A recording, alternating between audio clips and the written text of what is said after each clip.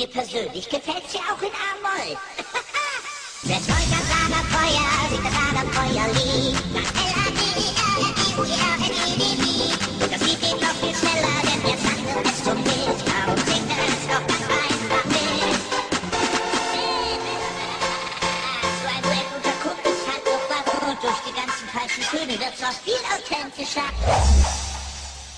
Also, wir können das hier auf die harte oder auf die weiche Tour durchziehen.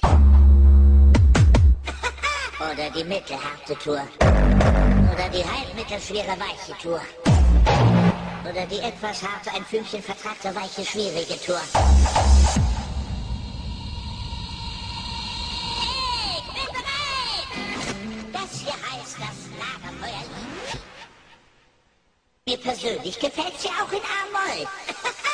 Der Tolga Lagerfeuer singt das Lagerfeuerlied. L-A-D-E-R-F-I-U-E-R-N-E-D-I. Das Lied geht noch viel schneller, denn wir tanzen es zum Bild. Darum singt es doch ganz einfach mit. Der Tolga Lagerfeuer singt das Lagerfeuerlied.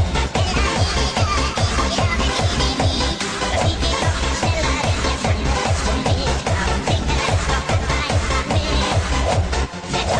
es zum Bild. Darum singt es doch ganz einfach mit.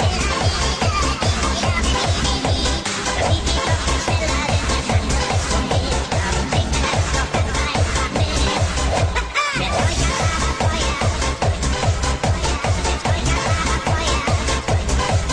Darum singt es doch ganz einfach mit. Der Tolga Lagerfeuer. Der Tolga Lagerfeuer. Und durch die ganzen falschen Töne wird's noch viel authentischer. Ich hab keine falschen Töne gespielt. Der Tolga Lagerfeuer. Der Tolga Lagerfeuer. Der Tolga Lagerfeuer singt das Lagerfeuerlied. Komm schon, alter Freund, worauf wartest du noch? Jetzt geht's los! Mir persönlich gefällt's ja auch in A-Moll. Der Tolga Lagerfeuer singt das Lagerfeuerlied.